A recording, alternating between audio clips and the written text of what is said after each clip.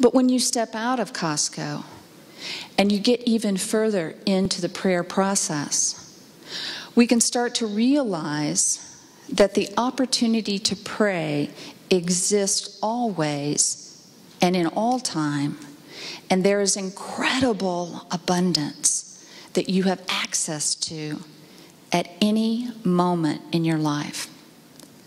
And so, one of the most valid ways to prayer, the one way that will really get you in touch with that which is deep within you, that will really help you recognize that everybody sitting here is a manifestation of God expressing.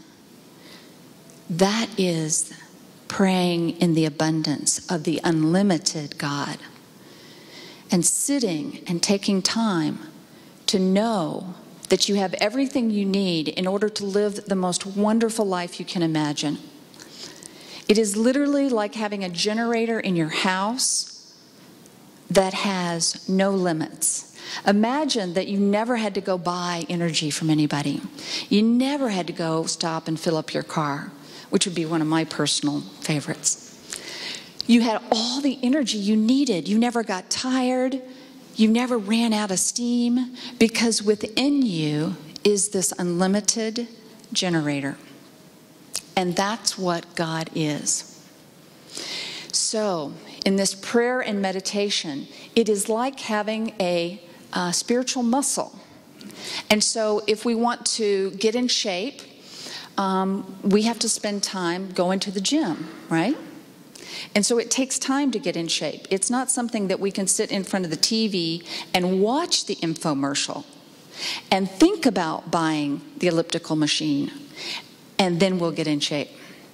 You actually have to get on the machine and spend time working out. And prayer is exactly the same way.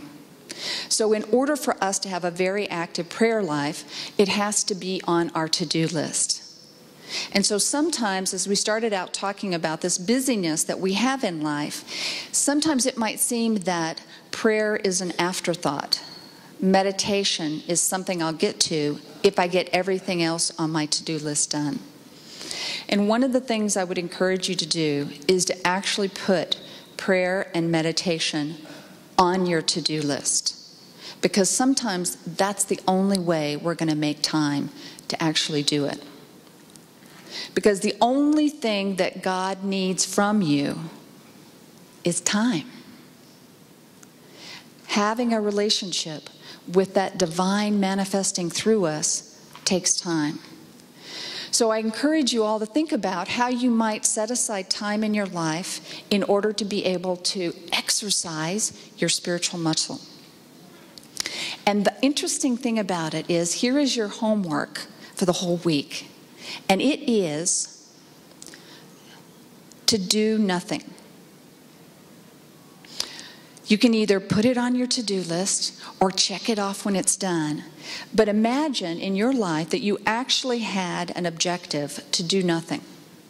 Not watch TV, not read the newspaper, that you were going to spend some time in direct communication with God. Radical. Amazingly, Jesus thought about this as well. And I wanted to read a passage from Matthew. And once again, I think this is one of the reasons why we're still talking about Jesus 2,000 years later, is that he figured this out, that being aware and being alive takes time to spend with God. And so in Matthew 6, verse 5 through 6, it says, "And whenever you pray, do not be like the hypocrites, for they love to stand and pray in the synagogues and at the street corners, so that they may be seen by others.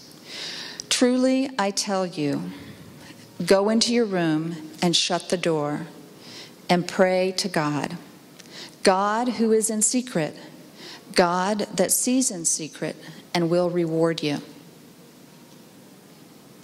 Jesus knew.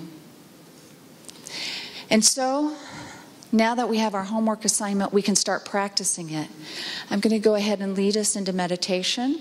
And I would encourage you at this point to really take that opportunity to give yourself a vacation, time to do nothing, to feel that feeling of being alive, and to feel that connection with God.